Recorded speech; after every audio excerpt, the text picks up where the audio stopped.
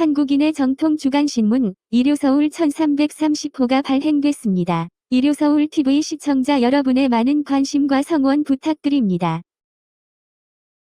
또 잠을 못 잤네, 제이라. 자, 지금 생방송으로 합니까? 라이브 할까요? 라이브는 뭐 상관없어. 에요, 뭐. 라이브하고 내보내도 되는 거 아니에요? 그죠? 인생 포기해 이제. 어차피 여기 조금만 모여 앉아 주실게요. 조금 더. 풀 라이브 좋아하잖아요.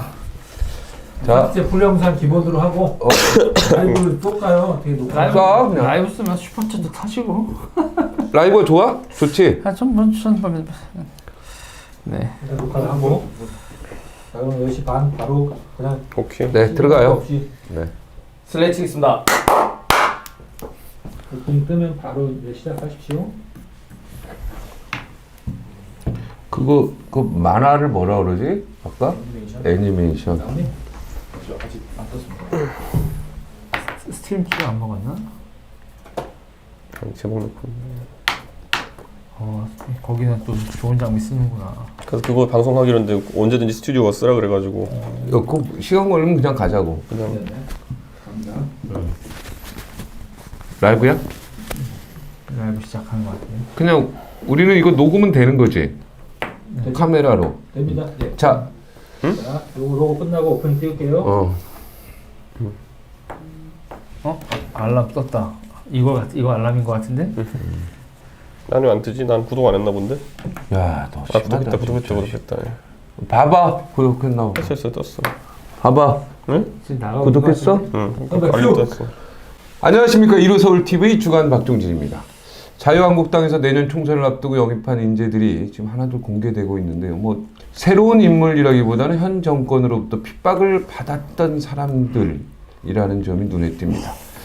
이런 가운데 내년 총선에서 유튜버들의 활약이 이제 클 것이라 전망이 나오는데, 근데요, 저희 방송이 지금 노란 딱지가 지금 계속 붙고 있어서 그 원인을 지금 원인은 보나마나 형님이지 뭐 그걸 분석을 해요. 네, 박정희 진행자 보고 문제인가요? 그런 거지. 예. 나도 찔려. 아니 노란 딱지가 너무 붙어서 이 방송이요 네. 굉장히 유지되기가 쉽지 않는 상황이다. 네?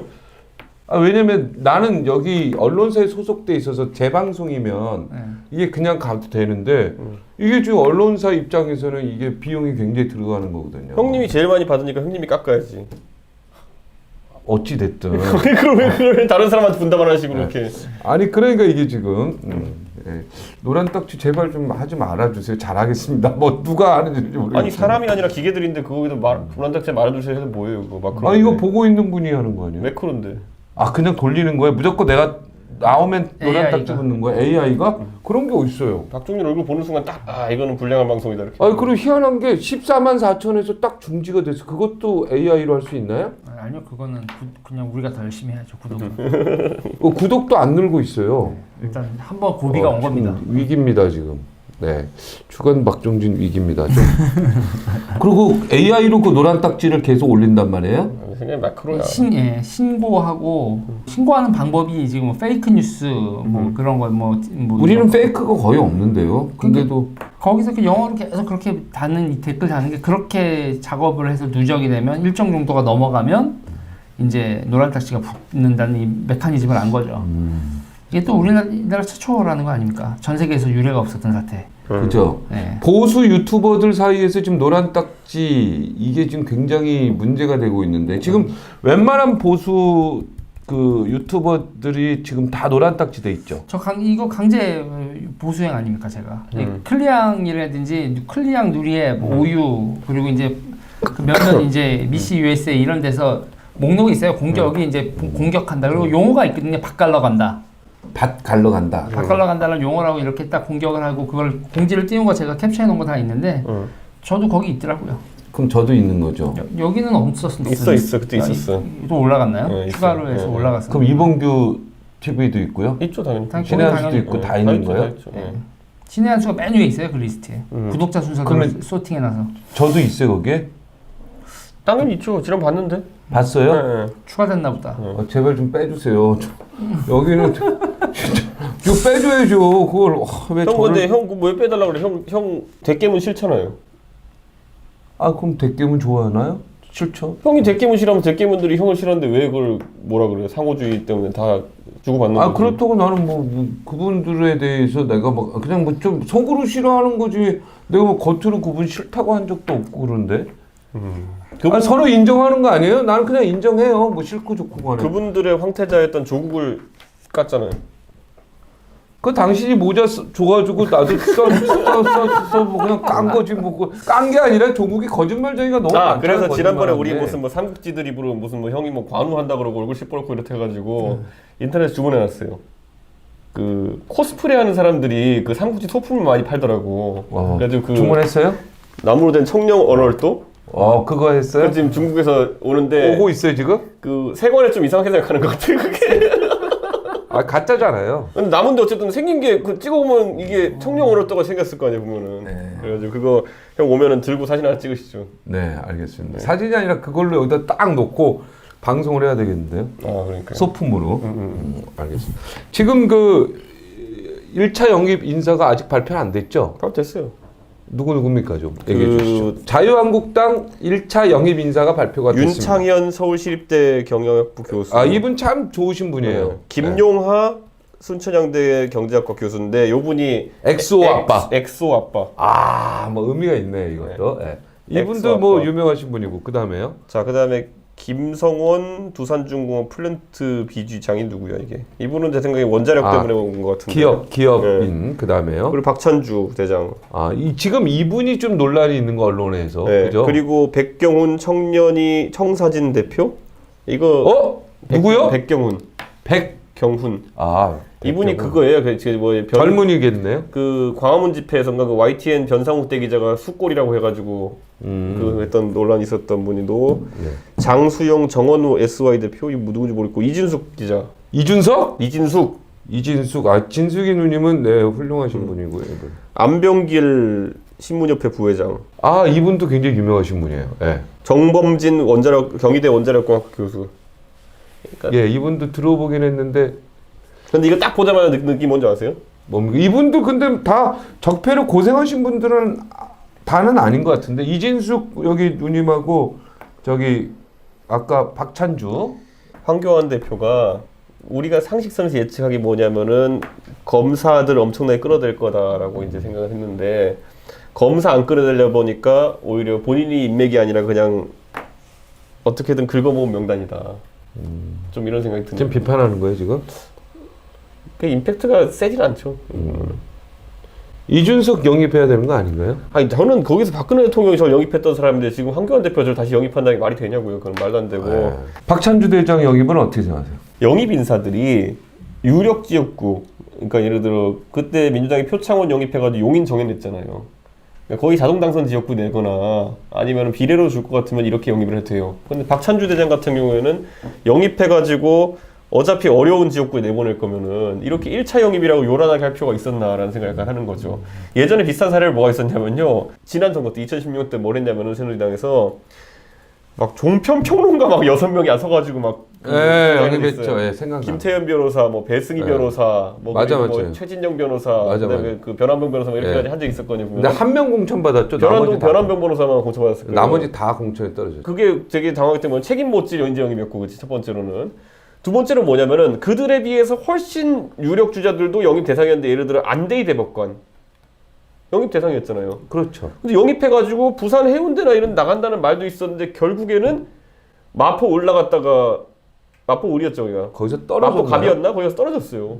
떨어졌나. 그러니까 이게 지금 이 영입이라는 거는 누굴 데리고 오느냐도 굉장히 중요하고 들어와서 어떤 용도로 이 사람들 배치하냐가 중요한 거거든요. 네. 근데 지금 이 명단을 보면 제 생각에는 탈원전, 언론인 그리고 굉장히 손해봤죠. 제가 봤을 때는 고생 많이 했어요. 경제학적으로 약간 그 자유주의적 성향을 띈 분들 이런 세 가지 정도인데 참 조대현 위원장이요 오늘 그 빅모상 때문에 네. 부산에 가셨습니다. 그래서 참석하지 못했습니다. 저희도 오늘 가야 되는데 삼각 고인의 명복을 여기서 빌겠습니다. 예. 근데 그 하여튼간 그 근데 문재인 대통령 어머니 돌아가셨잖아요. 조대원 뭐 상당한 걸 뭐 전혀 엮으려고 관계가 그래. 없나?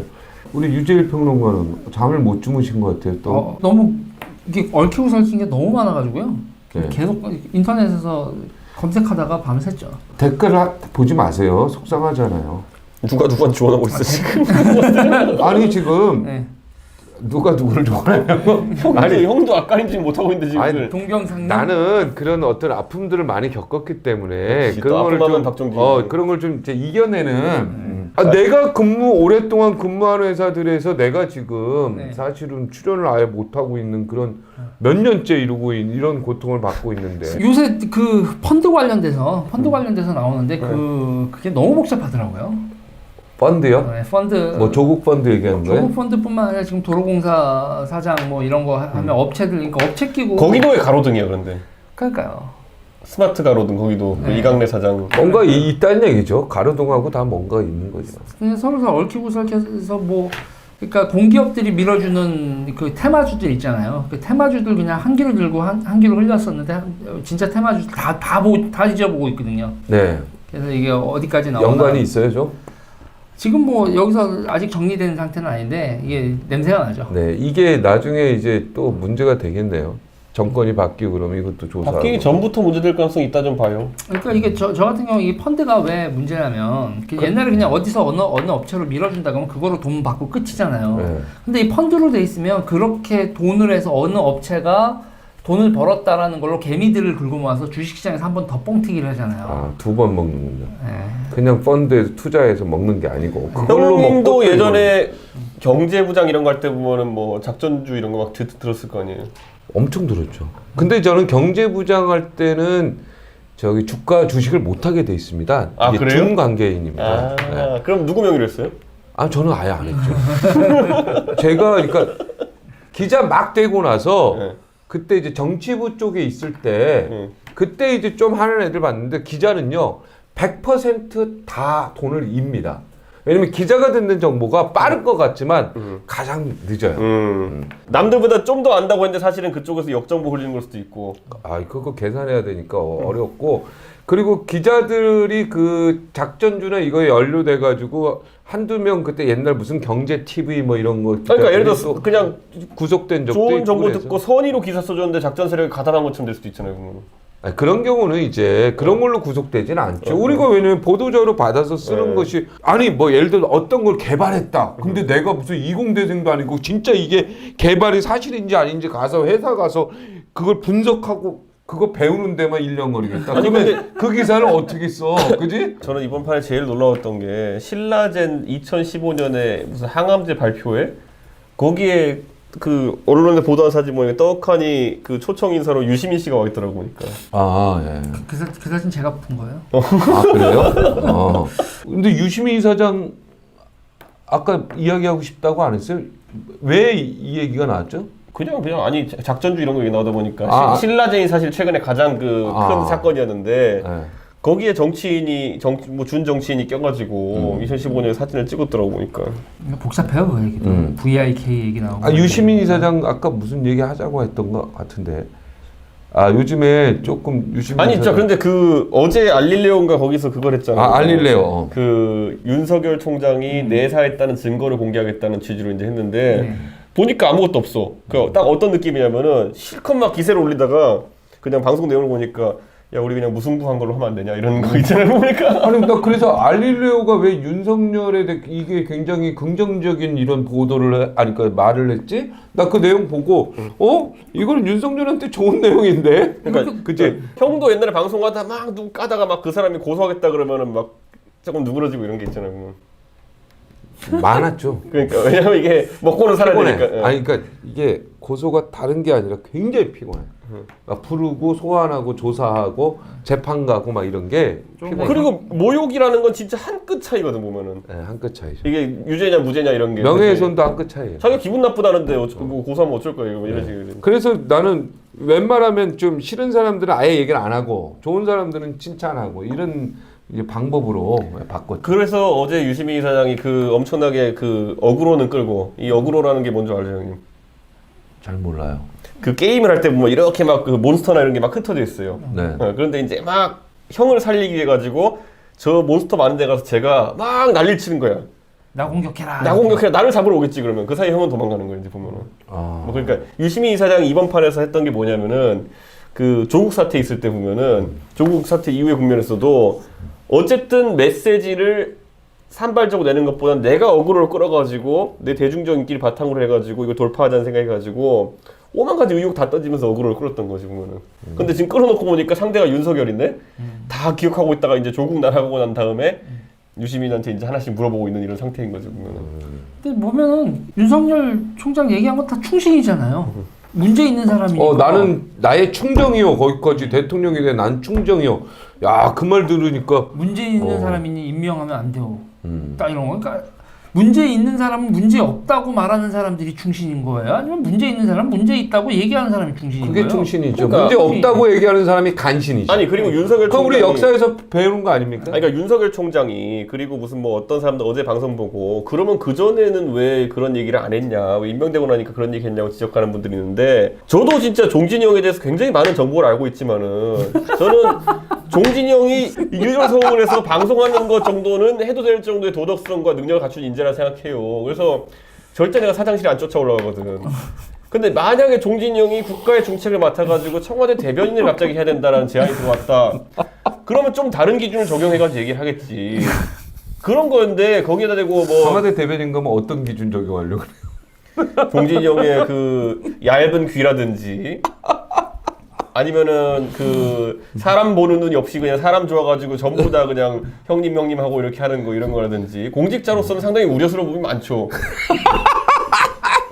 재밌네, 준석이. 춤안 땡깁니까? 춤안 땡깁니까? 아니 온 사람한테 다 낚이고 어? 감사합니다. 모든 사람한테 돈을 아낀다고요? 다 낚인다고. 다 낚인다고. 그러니까 모든 사람 다 낚이고 그러고도 막 실실 웃고 있고 조커 같이 이러고 있으면 안 된다고 청와대 대변인이. 그러니까 나는 그 도덕적 기준은 다르다고 생각하는 거예요. 근데 그러니까 청와대 대변인 좀 그런 사람이 하면 훨씬 더 아니 청와대야 재밌겠지. 국민들은 답답하지 그거 보면은. 아니 그러니까 그 재밌네. 윤석열 총장은 딱 그 지점 아니에요. 예를 들어 윤석열 총장도 그 지점에서 조국 장관이 민정수석으로 계속 있었다든지 대통령 참모 역할로 아니면 뭐 다른 어떤 총선 출마했다든지 이랬으면은 본인이 알고 있는 정보든지 간에 뭐 내살했든지 뭐든지 간에 그걸 바탕으로 이렇게 대통령한테 뭐라고 제안을 하거나 하진 않았을 것 같아요. 그런데 그 법무부 장관 역할은 자기가 봤을 때도 검찰 개혁을 추진해야 되는 사람인데 거기 그렇게 나오잖아요. 검사들이 알면은 얼마나 우습게 보겠냐는 취지로 얘기하죠. 그건 맞는 말이지, 그거는. 맞는 얘기죠. 그러니까. 그리고 그게 충정이 맞고. 그러니까 윤석열 총장이 만약 민정수석으로 그때 갔었으면 훨씬 더 나라가 잘 될 수도 있지 않았을까라는 생각도 해봤어요. 그렇죠. 그런 저는 뭐 그래서 뭐 그죠? 충신이 있으니까. 예. 감찰반이 난리 났겠죠. 박살 났겠죠. 네. 영입에 대해서 우리 유재일 평론가 아무 얘기 안 한 것 같아요. 자유한국당 영입 멤버들 보면서. 일단은 제가 좀 더 알아봐야 되고요. 저는 뭘 알아봐? 발표를 했는데 뭘 또 그러니까 알아보게? 이 지금 발표된 분들의 면면에 대해서 면면에 대해서 좀 더 알아봐야 되고 조사하고 다음 주에. 그리고 이제 기본적으로 도대체 이제 몇 명이나 영입을 할지에 대한 아주 윤곽이 안 나온 거니까 오늘 발표했대잖아요. 지금 말한 거가 다. 1차잖아요. 그렇지, 1차. 내가 볼 때 유재일 평론가도 해당 사항이 있을 것 같아요. 에이, 저는 만약 영입하면 어떨 거예요? 저는 자유한국당에서. 안 가죠. 안 갈 거예요? 네, 그냥 완전히 그러면은 배신자 뭐 내지는 이왕 배신한 거 확실해버리지 그러면. 남들이 널 배신자라고 한다면 그 X 같은 배신을 그렇지. 해결하는. 그때 얘기했잖아. 남들이 너를 배신자라고 하면 너 진짜 배신자처럼 하면 되잖아. 그 말 네가 했잖아. 그쵸. 아니 그럼 네가 하면 되지. 근데 이제 저는 제 소신껏 살라고. 소신이 이제 자유한국당 가는 거 아니에요? 그거 아니라니까요. 그런 거 아니에요? 근데 그 정당들이 영입할 때 보면 도대체 그러니까 핵심 타겟이 있어야 되잖아요. 그런데 너무 많이들 영입해. 항상 넘쳐서 영입하고 그 다음에 이제 서운해하는 사람들이 너무 많이 생기고. 근데 나 궁금한 게 영입을 하잖아요. 네, 그럼 이분들한테 뭘 하나 줘야 되잖아요. 그렇죠. 그죠? 네. 못 주잖아요. 나중에 너무 많이 영입해서. 아니 이거 뭐 하나 줘야 되잖아요. 자, 지역구든 비례든 줘야죠. 제가 이렇게 솔직히 말씀드릴게요. 여기에 영입된 사람들 아까 명단 10명 나왔잖아요. 남자들은 공천 거의 다 못 받을 거예요. 남자들은 연동형 비례대표제가 되면요 남자는 비례가 없어요. 그렇기 때문에 이분들은 거의 다 공천 못 받아요. 그러면은 그러니까 지금 한교안 대표가 머리를 잘랐는데 너무 이상한 것 같아요. 화면 보니까 너무 짧게 자른 것 같아. 얘기하세요. 죄송해요.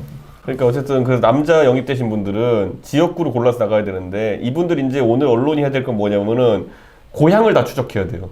이분들 고향 추적해야 된다고? 고향 추적. 예를 들어 대구 출신이면은 그래도 말이 되겠지. 그러니까 뭐 대구에 꽂아내줄 수 있는 그런 사람도 있겠죠. 근데 그게 아니면 제 생각에 오늘 이 명단은 대중적 인지도 면에서 제가 뭐 그분들의 능력이야 뭐 어쨌든 평가가 다를 수 있다 보고 대중적 인지도 면에서는 수도권 선거를 뚫을 인물은 단 한 명도 없어 보인다 여기에. 아 이준석 누님 있잖아.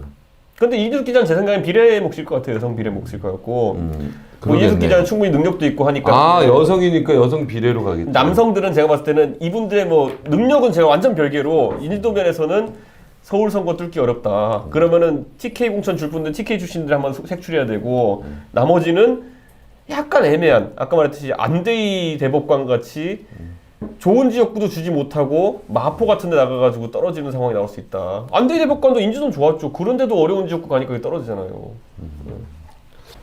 양정철, 김경수, 이재명 친문 비문이 한밤에 회동했다고 합니다. 이거는 우리 또 유재일 평론가가 좀 분석을 해야 되겠죠. 여기 원래 참석 한 분 더 하기로 돼 있었는데 뭐 전해철. 전해철 이렇게 되는 거죠. 네. 그러니까 제가 그래요. 대깨문이라고 하시는 분들이 이게 멘붕이 오는 거죠. 왜냐하면 이재명 지사는 그들이 엄청 비토하는 사람이거든요. 근데 그리고 이제 이재명 지사 지금까지 봤을 때 거의 친문 그룹이 죽이려고 여러 가지 계속 작업이 있었잖아요. 이 그림이 원래대로 그 민주당 지지자들 그림에서는 절대 나올 수 없는 그림인 거예요. 아 나와서도 안 되는 그림이지 그 사람. 나와서도 안 되는 거 본인들의 이렇게 인지 부조화가 생기는 그림인 거예요. 이 네. 그림이. 결국은 이재명 지사가 30 앞두고 있고 그리고 이제 지금 민주당 대선 주자 다 날아갔잖아요. 네. 남아있는 사람이 없는 상태에서 이재명 지사를 살리기죠.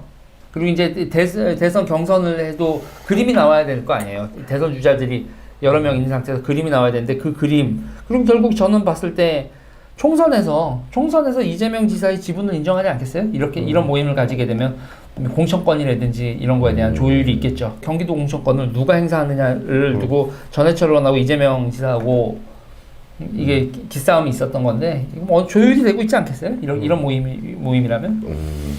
그러면은 뭐 어떤 상황이라도 전해철 의원이 여기 참석을 했었어야 되네요. 늦게. 근데 이렇게 이제 일정. 사실 전해철 의원이 꼈다 이라고. 그러면은 전해철 의원은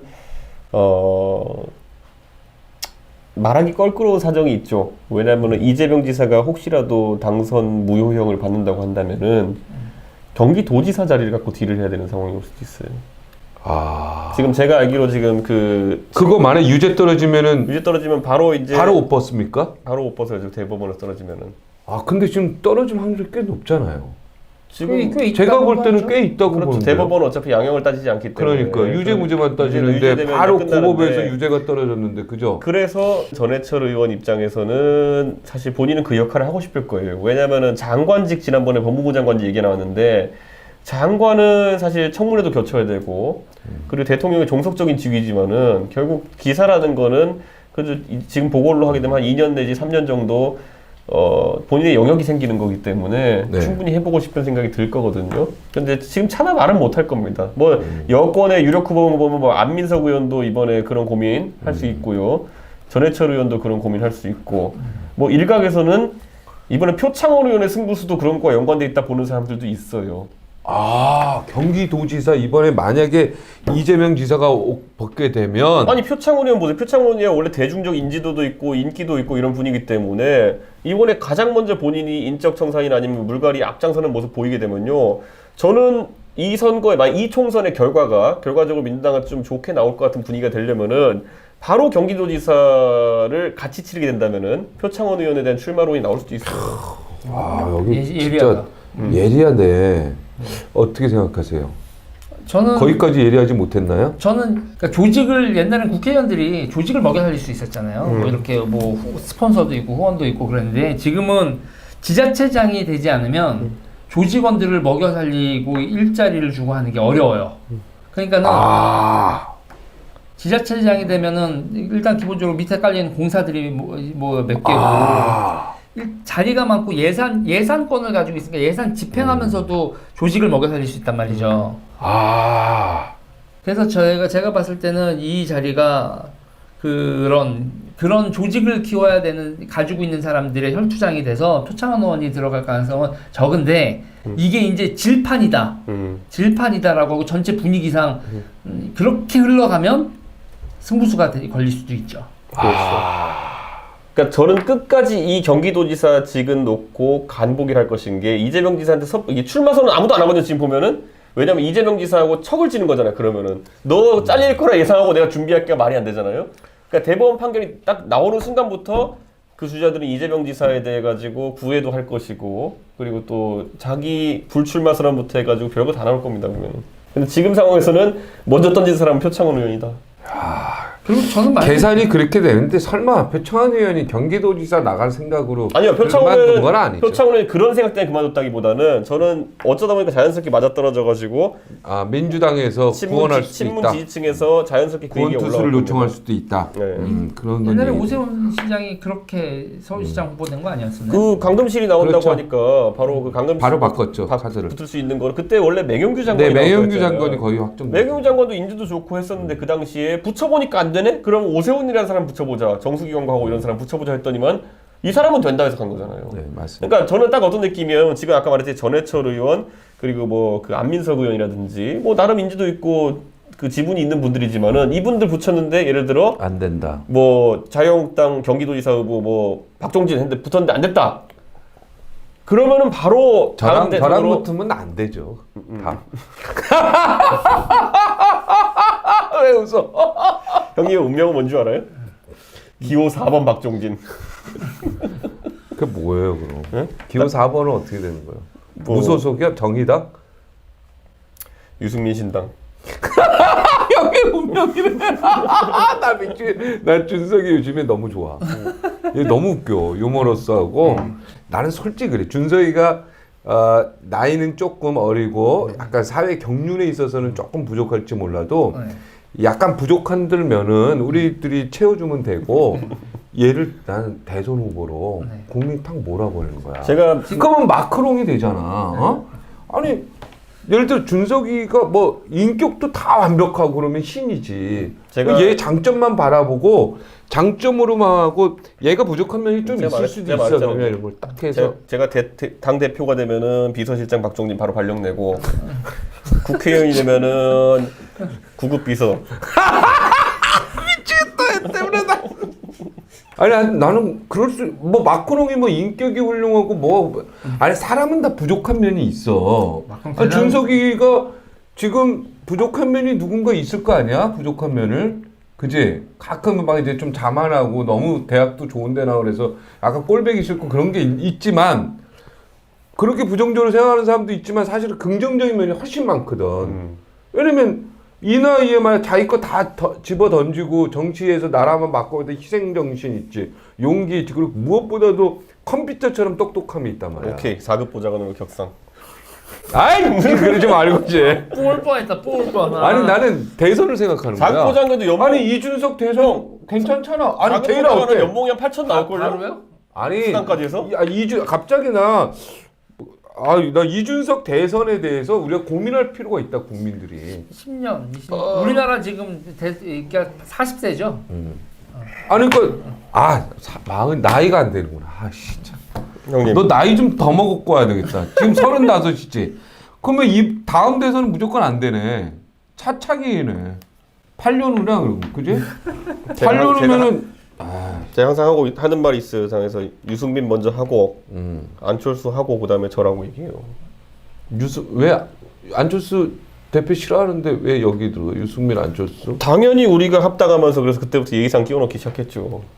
예의상. 문재인 대통령이 지금 이렇게 하면서 최근에 경제 상황 이런 거 보면서 놀랐던 게 뭐냐면은 희한하게 예측을 하나도 못하는 거예요. 비정규직에 정규직화하겠다고 했는데 어제 통계 보니까 정규직이 줄고 비정규직이 늘어났어요. 뭐 그거 보면은 완전 예상을 반대잖아요. 집값을 잡겠다고 했는데 집값은 폭등해요. 완전 반대잖아요. 우리가 능력과 도덕성이라는 이중의 잣대를 이제 놓고 봤을 때 지금까지 문재인이나 아니면 박근혜라는 두 명의 어쨌든 대통령은 당선될 때는 도덕성에 좀 더 방점을 두고 찍었던 거예요. 보면은 예를 들어 박근혜 대통령 같은 경우에는 자식도 없는 사람이 뭘 해먹겠냐 뭐 이런 거 있잖아요. 그리고 그 문재인 대통령 같은 경우에는 사람의 삶 순수해 보인다 이런 거잖아요. 이제 깨달았구나. 근데 봐봐. 근데 능력과 도덕성인데 사실은 국민들은 도덕성의 방점을 두고 있지만 실제로 국가를 운영하는 그러니까 데서 이게- 중요한 건 아니, 그러니까 능력의 방점을 이게 왔다 찍어야 갔다 한다는 하다니까, 사실을 이제 깨달은 이게 거야. 핑퐁을 왔다 갔다 하는 게 MB 보세요. MB는 처음부터 했을 때 사람이 뭐 그래서 기업하던 사람이니까 뭐 전과도 좀 있고 해도 뭐 흠결이 있어도 그냥 사람들이 이 사람이 능력은 진짜 좋잖아라고 하면서 찍은 것이고 저는 이게 왔다 갔다 하는 상황 속에서 이제는 그래서 저는 뭐가 그랬더니 제가 이재명 지사 그렇게 안 좋아하는데도 타이밍상 능력으로 넘어갔을 때는 이재명 지사가 주목받을 수밖에 없는 타이밍이고 아, 능력 있죠. 저는 그래서 유승민, 안철수 이렇게 왔을 때 그 타이밍이 그들에게 한 번은 온다라는 생각을 하고 있기 때문에 제가 언급한 거예요. 유승민, 안철수, 이재명 이 세 상태는 이분들 뭐 도덕성에 뭐 문제가 있다는 문제가 아니라 능력했을 때 그래 떠오르는 엘리트적이고 고학력이고 지금까지 실적이 좀 추진력, 이렇게 그런 여러 가지 능력. 그러니까 이재명 지사는 실적이 있고 이런 식으로 그쪽으로 돋보이는 사람들이기 때문에 저는 한 타이밍 온다 이렇게 보는 거예요. 전 요새 뭐라고 얘기를 하냐면요. 문재인 대통령 그 예측 빗나가고 이런 거 있잖아요. 당일치기 정치한다고 그래요, 저는. 그러니까 그날 그냥 그 플랜이 없이 그날 얘기를 하는 거예요. 그러니까 제일 황당한 게 그 일본하고 갈등 상황에서 그 남북 경연부를 돌파하겠다. 그리고 바로 북한에서 내려오는 메시지가 누가 너랑 경험한데? 삶은 소대가리지. 아니 그러니까 필라소피지, 그죠? 철학이 없었단 얘기죠. 뭔가 철학을 딱 하면 얘 같은 경우는 내가 볼 때 준석이랑 대화하다 보면 얘는 사회, 경제, 문화 뭐 딱 하면 쫙 나오거든. 그 준비된 그 철학이 쫙 나와버리는 거거든. 근데 사실 저도 뭐 국가 경영에 있어서 대통령이 되려고 생각을 안 해봤지만 제가 요즘 그래도 뭐 얘기하면 나도 그 철학이 쫙 나오거든요. 내가 요즘 제일 스트레스 받는 게 뭔 줄 알아요, 보면은? 뭔데? 한 1년쯤 전에 그 시사 방송하는 되게 유명한 PD가 MBC에 있는 PD가 저한테 그런 거예요. 요즘 준석 씨 보면은 참 20년 전에 유시민이 떠올라 이러는 거예요. 아, 기분 나쁜 거예요? 근데 그게 그때는 좋은 말인 줄 알았어. 근데 지금 유시민 씨 하는 거 보니까 아 이거 잘해야지 안 그러면 나도 가가지고 저거 막 그 나중에 아니 근데 그 알쓸 신작 같은 에이. 주식 장사하고 있는 약간 그 박학 다식류 이렇게 되면 안 되는데라는 생각이 들어가지고 아니야. 이준석과 유시민 그래서 요즘은 형이 부러워. 형은 전문 분야가 있어가지고 그래서 언론을 깊게 팠잖아. 30년 동안 거의. 그렇지 30년 팠죠. 그러니까 그게 난 요즘 그게 가장 스트레스예요. 보면은 내가 그래서 이렇게 가다 그거를 뭐 지적하는 약간 사람들이 있어요. 유시민 같이 이렇게 계속 패스를 가다 보면 뭐 어쩌다 보면 뭐 의원도 한번 하고 뭐 하고 다 하겠지. 하겠지만은 장관도 하고 다 하겠지. 결국에는 그냥 대중적인 그 얇은 지식 파리 같이 될까봐 제가 약간 그게 약간 있는 거거든요. 그게 이준석이 가지고 있는 유일한 단점 중에 하나예요. 그 부분을 누군가 지적을 해줬을 거예요. 이준석이가 어떤 사람은 그래. 지금에도 빨리 잡을 취업을 딱 해서 거기서 무언가 전문적인 갖는 게 지금에도 좋다는데 이미 나이가 좀 늦었어 그때는. 지금 35이죠. 그러니까 전 요번에 유시민이 서졌을 때 뭐였지? 유학하고 있지 않았을까요? 독일 갔나? 아니 지금 저기 이준석처럼 이렇게 하지 않았을까요? 그때 개혁당인가 했을 때가 45인가 그랬을 텐데. 그러니까 그때는 이해찬 보좌관. 근데 네, 유시민이나 네. 이준석은 전혀 다른데 유시민 씨는 그걸 했었어요 옛날에 대학교 안에서 서울대 안에서 그 뿌락지 사건으로 그러니까. 폭력을 하고 엄청나게 고문을 그러니까 했던 저는 사람이라서 그 항소 이유서가 거기랑은 그것 달라. 때문이라는 걸 사람들이 잘 모르더라고 보니까. 그것 때문인데 그래도 내가 본 이준석은 폭력적이진 않아요. 형님 하여튼간 4급에서 3급으로 올려줄래? 보좌관 3급 없어요. 없어 알아. 야, 조크로 계속 받는 거야. 아니 근데 저는 그래서 종진이 형이 사실 그 원래 바른정당에 영입됐을 때 많은 사람들이 기대하고 있었던 거는 종진이 형의 그런 면을 많이 기대했을 텐데 와서 술만 먹더라고. 아니에요. 술 그렇게 안 먹었어 그때. 많이 속상했어. 저는 그때 정치에서 대변인을 못해서 그래 형님이 그때. 요새 그때 이제 대변인을 그냥 확 해버렸어요. 해버렸어야 돼. 형이 그때 조강특위위원 이런 거 하면서 형의 그 아주 베스트 깊은 그 전문 영역이 아니라 딴 거라서 그래. 그때 대변인 제안을 탁 받았었는데. 근데 형님이 왜냐면 그때 형님은 또 형님대로 내가 평생 이거 했는데 정치인으로 바뀌려고 그러면은 다른 영역을 해보고 싶었던 거지 그러니까. 그때 이혼 대표가 대변인으로 당연히 해달라고 형님이 딱 대변인 했는데 했으면 그러면 끝났지. 그렇지. 근데 내가 지금 생각하는 건 나는 대변인으로 가는 게 정답이야. 그러니까 왜냐면 자기가 가진 가장 장점 일단 목소리 보이스가 좋거든 내가. 아니야. 그리고 내가 사자성어를 많이 알아요. 그러니까 이런 어떤 장점들 있잖아. 세용지마 이런 거 많이 알거든. 그러니까 그런 거 장점들을 이용해서 딱 때릴 수 있지. 근데 형님은 근데 형님은 또 그 대변인을 해도 약간 다른 영역을 개척할 것 같은 게 확실히 다른 영역 개척하죠. 형님은 저는 확실히 하죠. 누구 쫓아다니면서 이렇게 써가지고 그대로 이렇게 읽어 안 하죠 그런 걸. 그 요즘 고민정 씨가 하는 것처럼 보이는 그런 대변인은 못 해요. 절대 안 하죠. 형님 전 전부 못해요. 애드립인데 뭐. 예. 대본도 있는데 한 번도 이대로 한 적이 없잖아, 그지? 그러니까 하루에 한 번씩 사고 칠 테고 형님은 약간 다른 영역을 이렇게 전혀 다른 걸 하죠. 개척하겠지 형님. 그러면 재밌어야죠. 국민이 재밌어야죠. 출입 기자들하고 또 이거 출입 기자들하고 나는 다 오픈하죠. 다 유튜브 찍고라 그러고 다 1대1 하죠. 재밌게 할 거예요, 나는. 진짜. 새로운 대변인 시대를 열 거예요. 캐도남마처럼. 새로운 시대. 시사 토크 시대. 그냥 유튜버가 맞는 것 같은데 굳이 대면을 해야겠어 형 보니까. 아니, 유튜버가 맞는 것 뭔가 같은데. 새로운 시대를 여는 거죠. 그죠? 야, 저 박중진 대변인 골 때린다. 이렇게. 야, 자. 재밌다. 이렇게 들어가는 거죠. 많은 분들이 내가 왜 이렇게 초반에 많이 떠들었나 궁금해하시겠지만은 네. 지금 내가 YTN 가야 돼. 에이, 20분까지 하기로 했잖아. 아니. 12분이야. 안 돼. 나랑 제리랑 어떻게 하라고? 형이 하고 형이 이제 그 두 개 차고요 형 여기 두 개 차고. 나 준석이 때문에 자, 여기가 YTN보다 못하다는 거죠? 아니 약속 올렸으니까 어쩔 수 없지.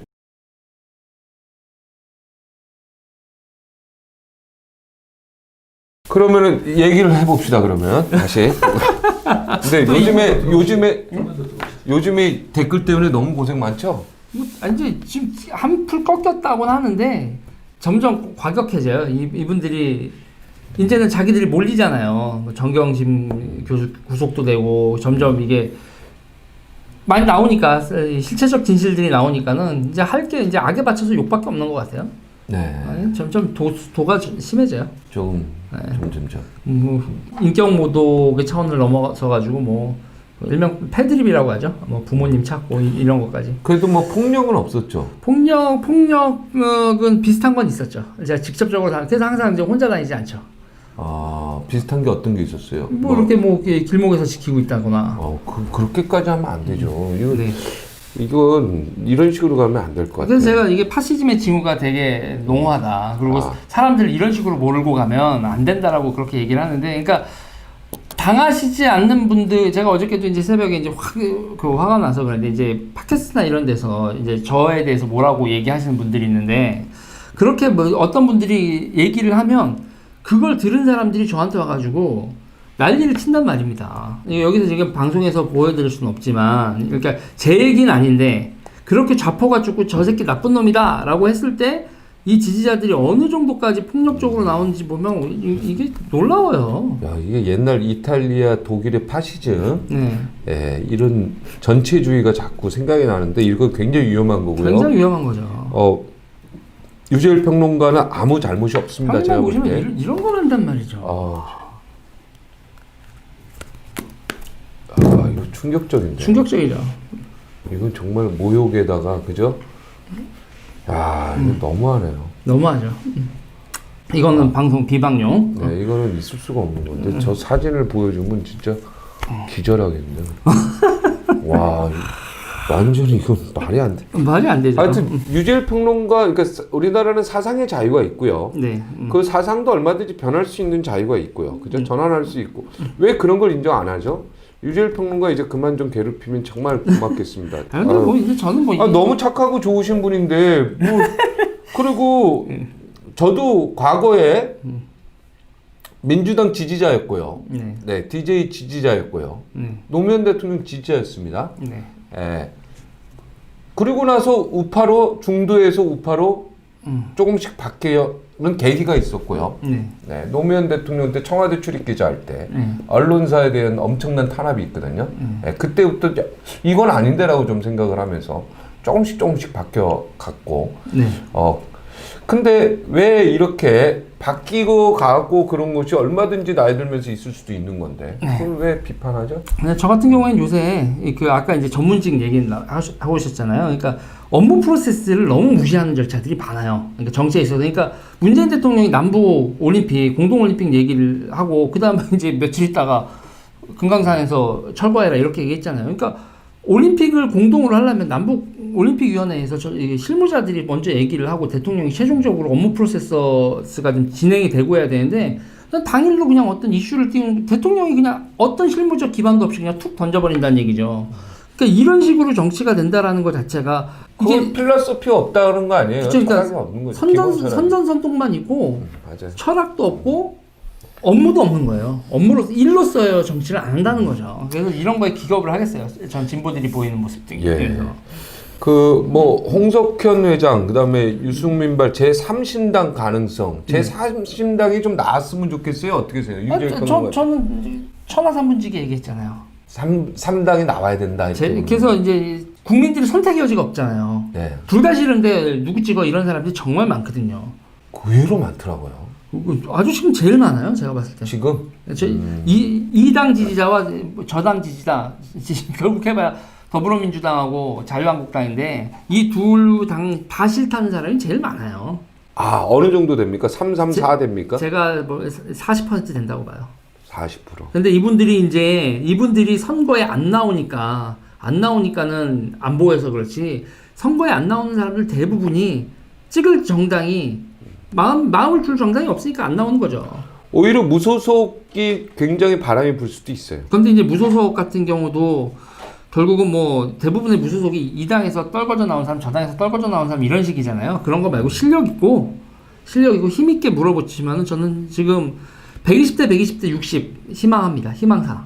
120, 120, 60? 예. 아, 300 그 국회의원 중에. 300일 때 120, 120, 60에서 그냥 캐스팅 보트를 국회 선진화법을 180석의 캐스팅 보트까지 할 수 있는 제3 정당 그걸 희망을 하죠. 아, 여야 120씩 가져가고 네. 60석은 제3신당이 가져가고. 그래서 이제 180석을 만들어줄 수 있는 캐스팅 보트를 할 수 있는 역할 정도에다가 그리고 이제 그 제3신당의 성격이 뭐 보수형 진보형이 아니라 보수와 진보의 중도들 그렇죠. 이런 식의 양쪽의 장점이 다 있거든요. 네. 좌파 우파의 장점들을 갖고 있는 중도. 대중 정치의 파시즘화, 대중동원의 파시즘 기제들을 양쪽 정당에서 너무 농후하다는 얘기예요. 지금 제가 봤을 때 자유한국당 같은 경우에도 지금 유승민 합당을 윤상현 의원도 얘기를 하고 하던데 이거 당연한 거거든요. 근데 당연하죠. 당연히 합당을 해야 되는데 뭐가 브로킹이 걸려요? 대중동원하는 분들, 김진태 의원 같은 분들이 이걸 브로킹하는 힘이 어디서 나와요? 대중동원에서 나오잖아요. 네. 그리고 대중들은 유승민 배신자. 네. 그놈은 배신자론이 한국 정치 왜 이렇게 저도 이제 배신자 소리를 많이 듣는데 결국은 자기들 아니면 배신자라고 하고 순혈주의를 강조하는 분들 그리고 지금 자유한국당의 주류는 친박분들 아니에요. 네. 친박분들이 주류를 형성한 상태에서 탄핵 심판론 이런 거 얘기 나오고 그거를 했을 때 지지자들이 열광한다라는 걸 기반으로 해서 공천이나 이런 거에서 주도권을 잡아버리고 그러면서 유승민 의원이 들어가지 못하게 이렇게 된다고 하면 결국은 보수정당 쪽에서도 강제적으로 제3지대로 사람들을 내쫓는 거죠. 근데 이런 식으로 되면 저는 한국 정치가 산으로 간다고 봐요. 아, 그럼 만약에 제3신당이 만들어지고 네. 그 신당에서 우리 유재열 평론가를 요청하면 저는 지금 계속 이 얘기를 하면서 돌아다니는 거니까. 아, 계속- 제3신당을 만들어야 된다. 제3지대 그러니까 좌우 본인이 통합으로. 그러면 출마할 수도 있겠네요. 비례로 갈 수도 있고. 저는 아, 그거는 뭐 다음 얘기지만 다음 얘기지만. 뭐 뭐 제 역할을 마다하지 않겠다고 얘기를 하죠. 내 역할 내가 필요하다면. 네, 그래서 저 지금 계속 야, 어저께 우리 저기 YS 그 아드님 김현철 그 네. 어떻게 교수님이 네. 그 얘기 똑같이 하네요. 그죠? 제3신당이 만들어진다면 내 한 몸 던지겠다. 저는 적극적으로 나서겠다. 야. 저는 진보분 이준석 택시 탔다고 2,000원을 보냈습니다. 야, 너무한다. 2,000원이 뭐냐. 그래도 2만 원 보내야지. 준석아 2만 원은 보내. 제천에서 2천 자주 보내요. 네. 진보분들, 진보 활동가분들 만나면서 계속 얘기를 하거든요. 이거는 우리가 중도 연합해야 된다. 그러니까 항상 이 중도 정당이 가지고 있는 게 어떤 딜레마에 빠지냐면 너희 때문에 졌다. 너희 때문에 표 갈려서 졌다 이런데 중도 좌파하고 중도 우파가 연합을 하면 그거에서부터 자유롭다는 얘기죠. 그러면 이준석과 유재리가 함께 할 수 있네. 뭐 그럴 수 있는 가능성이 내가 볼 때 있는 거죠. 가능성이 굉장히 높아. 이쪽은 신당으로 갈 확률이 높거든요. 그거는 이제 저희가 사석에서 만나서 또 야, 재밌겠다. 이준석 플러스 유재일. 제가 던져서 그래서 이제 여기서 이제 200만 구독자를 모으자. 그 얘기는 저번 시간에도 했었던 것 같고 하는데 이제 몇 가지 플랜들 그리고 이제 그 매체들 같은 경우도 선호 매체들이 있잖아요. 네. 더불어민주당, 자유한국당 각자 선호 매체들이 있고 갈리는데 우리는 자체적인 미디어 영향력을 확보를 하면서 그리고 언론 가리지 말자. 그러니까 간단하게 얘기하면 조선일보와 한겨레를 똑같이 대하자. 이 중도 정당 같은 경우에. 그러고 무엇보다도 언론들한테 휘둘리지 않고 언론들이 받아서 적어주는 거 이전에 유튜버나 뭐 이런 뭐 SNS 통해서 자기 자체가 미디어 영향력을 확보하자. 그게 아니면 돈도 없고 조직도 없는데 방법이 없다. 나랑 생각이 똑같아. 유재석 평론가랑 나랑 생각이 거의 비슷해. 깜짝깜짝 놀라네. 그래서 지금 이 중도적 성향으로 가진 거에서는 지금 했을 때 뭐 일요서울 TV하고 저하고 합치면 30만 되나요? 그렇죠. 그러니까 제가 지금 11만처럼 보여도 4만짜리가 하나 더 있습니다. 그러니까 아까 난 이준석 씨가 얘기하는 능력 플러스 도덕성에서 지금까지 우리 국민들은 도덕성을 그러니까 예를 들어서 이제 부동으로 하면 도덕성을 또 높이 평가했거든요. 네. 근데 사실은 실질적으로 국가 운영에 있어서는 능력이 더 중요하죠. 네. 그래서 저는 그 능력을 조금 바꿔서 뭐라고 하냐면 제발 정치를 일 중심으로 보자. 그렇지. 일. 일. 야, 일을 잘하고 능력을 잘해서 국민을 행복하게 만들고 나라를 안보를 튼튼히 하고 이게 더 중요한 거지. 그 사람이 그 뭐 도덕성으로 그리고 사실은 인간이요. 깨끗한 사람이 없어요. 그리고 다만 들통이 안 났을 뿐이지 뒤에 그죠? 저는 얘기를 하는 게 다 지난 여름에 한 일이 있어요. 예. 그 일로 보면 타협할 수밖에 없거든요. 한쪽이 한쪽을 어떻게 쓸어버립니까? 그리고 저는 서로의 욕망을 인정을 해야 된다는 거예요. 그럼요, 인정해야죠 서로. 서로의 원하는 바를 인정을 하고 그걸 조율해 나가야지. 네. 상대가 원하는 거를 그냥 뭉개버리면 그러면 정치가 투쟁의 거로 되고 아무것도 안 되죠. 네. 20대 국회는 저는 20대 국회는 심판받아야 된다고 봐요. 네. 20대 국회는 심판받아야 돼요. 최악이잖아요, 최악. 저 이재명 지사는 개인적으로 어떻게 생각해요? 이재명 지사는 능력 있다고 생각을 그렇죠. 해요. 저도 능력은 확실히 있다고 봅니다. 그래서 자기 사람 챙기는 거하고 그런 거에서 이제 갸우뚱하는 경우도 있지만 저 자리에 변호사를 가? 뭐 이런 뭐 지방공사 이런데 이현욱 변호사가 이번에 이제 가는 걸 보고 저건 전문적인 사람이 있어야 되는 거 아니야? 이런 의문은 던져요. 그런데 또 보면 전문가 못지않게 일들을 해요. 이재명 지사 사람들이. 그래서 항상 제가 갸우뚱했다가도 어허? 아니네? 이렇게 보거든요. 그래서 이 공무원 조직 장악하고 업무 프로세스 하는 거에 있어서 탁월하다고 봅니다. 그리고 이제 저는 아까 이제 일하는 건 탁월합니다. 네. 우리가 인정할 건 딱 하고 들어가야 돼요. 그리고 이제 이재명 주사를 둘러싸고 재밌는 국면이 벌어질 거라고 보는 게 더불어민주당이 점점 사면해야 될 사람들이 쌓이고 있어요.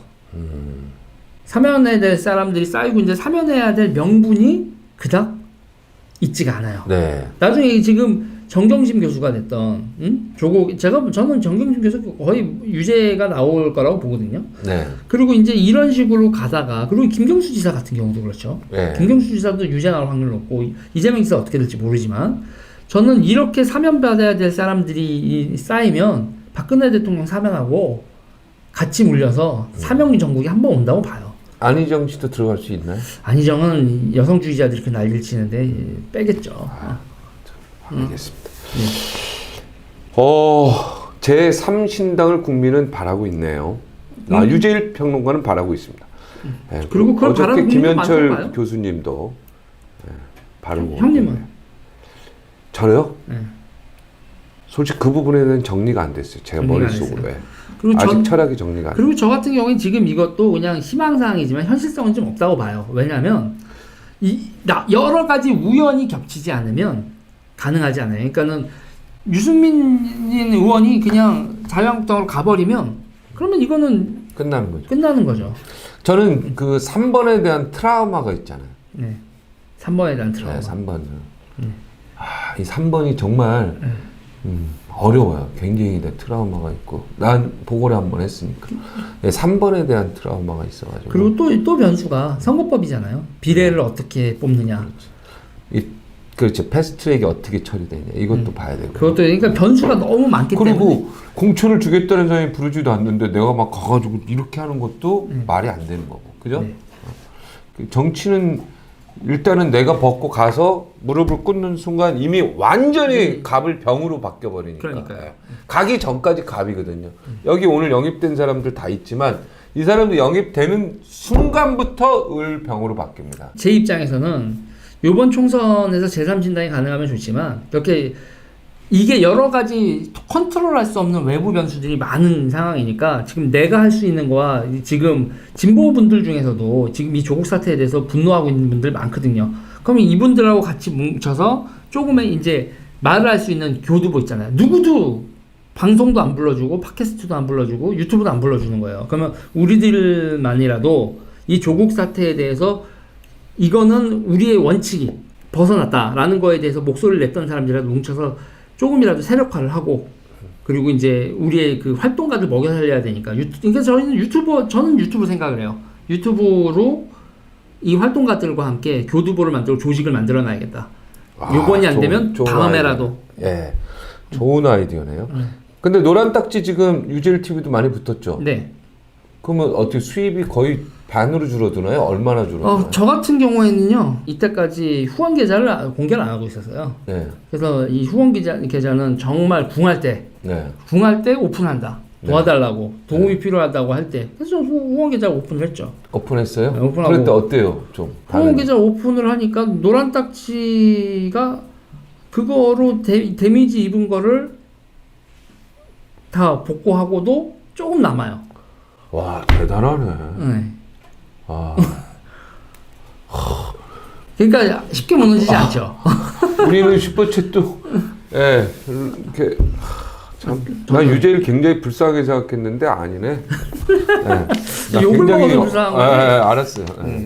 근데 경제적으로는 괜찮다. 그리고 이 노란 딱지 같은 경우에는 어떻게 하냐면 일단 김인성 교수하고 어저께 이제 쭉 하고 그리고 이제 이 공격을 하는 사람들 모니터링하고 커뮤니티 돌아다니면서 모니터링하고 뭐 카톡방에서도 또 있으니까 제 팬들도 있어요. 그런 거 구글 회사에 좀 장문의 편지를 좀 하나 보내주세요. 이게 지금 말이 안 된다. 일단 김인성 교수가 이쪽의 전문가니까 그래서 이게 어떻게 되는 건지에 대해서 쭉 해서 얘기를 해주신 것 같고요. 그럼 그 내용 가지고 김인성 교수 한번 모시고 네. 다시 한번 이야기했습니다. 지금 일단은 조사 중 단계니까 아직은 이렇게 브리핑할 수 있는 내용은 없는 단계고. 네. 그렇죠. 오늘 조대현 위원장이 상을 당해서 오늘 참석을 못했는데 네. 예, 어떻게 좀 조회수가 또 어떻게 바뀔지 지켜봐야 될 것 같습니다. 그럴까요? 이게 네, 조대현 위원장 힘내시기 바랍니다. 네. 고인의 명복을 빌겠습니다. 오늘 그 문재인 대통령 어머니 돌아가신 네. 그 분도, 그러니까 문 대통령님께도 고인의 명복을 빈다는 얘기를 꼭